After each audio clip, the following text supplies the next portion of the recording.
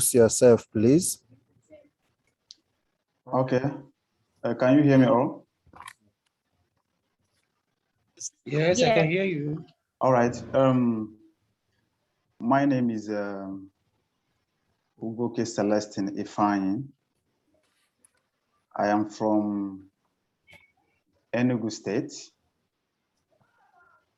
I hold a BRC in geology from University of Nigeria, Nsukka, and MRC in geophysics from the same University of Nigeria, Nsukka. Yeah, so I think this is all you need to know about me for now. Yeah. So I think another point you failed to talk about is,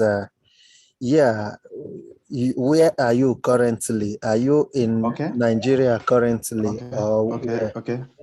All right. Currently, I'm speaking to you from Sweden, precisely Luleå. Okay. That's where I am currently. Okay, and you are also an SI scholar, right? Exactly. I am an SI scholar. Great. So this current SI scholar. Yeah. So if I may know, when first did you hear about this SI scholarship? Okay. That was in 2020. Okay. So that was when I heard about that was last year. Okay. 2020, precisely January 2020. Okay. So, and I got to know about this SI through two of my friends. One of them is my classmate, my BSc classmate, and one is also a classmate but a different discipline. He's in engineering, while me and my friend is in geology. So we are very close friends, and we are rolling together throughout our university days. So whatever information they have, they always share it, and whatever information I also have, I always share it with them, especially in anything academics. So they were the people that heard about the SI and then told me about it. So that was how I heard about SI. Okay, that's great. That's great. So from what you said now, that's okay. You said you heard about it sometime January 2020. Yeah, exactly. Okay, so is this your first application or maybe your second application? I mean, the one you won with. Okay, basically, I can say that this is my first and last, or let me not say last, because I think I know that more scholarships are yet to come. Yeah, but as far as the SI is concerned, yes, exactly, I think this is the first and last. Yes, exactly. Yeah, so this is my first and last scholarship I have, gained through XI. So exactly. Oh, that's great. That's really great. Because I know that this scholarship is not that easy, and many people have applied once, twice, even thrice without getting it. So, but you are fortunate enough to apply just once and get it. So similarly, I also applied once and get it. So, but I think that does not mean that we are somewhat better than others. So, but I think maybe there is something we did differently.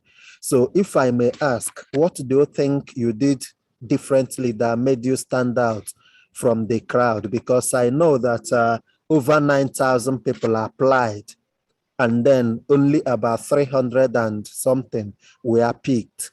And then you happened to be one of those 300 plus that were picked. So what do you think that you did differently that made this possible? All right. Actually, when it comes to SI scholarship, many people put in their best. A lot of people sacrifice a lot of things to make sure they come up with a standard applications. Same thing applied to me during that period. But I can say that speaking based on how prepared and what's made me to stand out in this scholarship is, I can say that the way I packaged the forms, because you know that we have different forms for this scholarship. We have the motivational letter, we have the reference letter, we have the work experience, and so on. Then, I'm a kind of person that always seeks to know something, especially when I get confused. And I can ask any silly question, no matter how silly it may be, I will just put it up, provided I get cleared. So most of the things that really helped me a lot is through questions from people I deem fit that is capable of giving me the right answers to my questions. So I always ask questions each time I get confused. And by God's grace, those people I ask questions always gives me the right answers. Now, when it comes to the SI scholarship, many people put up a lot of beautiful write-ups, a lot of things that when you read, you'll be baffled.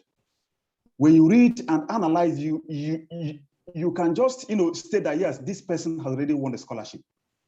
But they have different criteria in which they evaluate what you write. Now, I made it a point of duty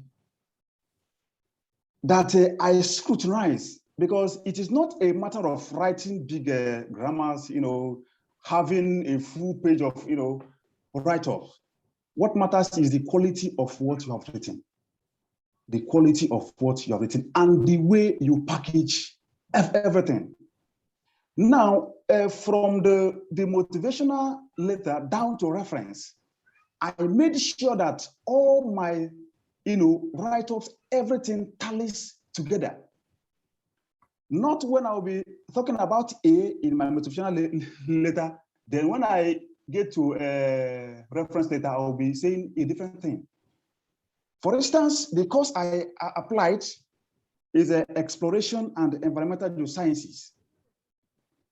Then I made sure that from my motivational letter, I tailored it to that area.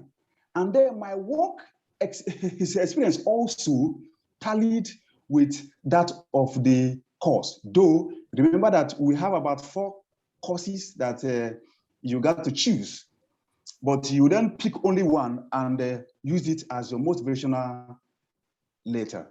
So I think that thing also helped me, because when you go through what I wrote, you find out that everything tallies, it's consistent. It's consistent. And again, most importantly, is the grace of God. Because like I told you earlier, that I had 2 friends who introduced me to this SI scholarship stuff. And 3 of us, or I can just say one of them, that is the one that, we are in the same department, both of us worked together. And from what we wrote, everything to us, we have standard, but still, 2 of them couldn't get. And fortunately, I got the scholarship. So everything boils out to the grace of God.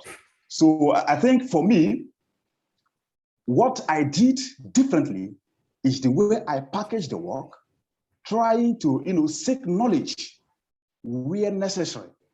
And again, making sure that everything I wrote in those forms tallies.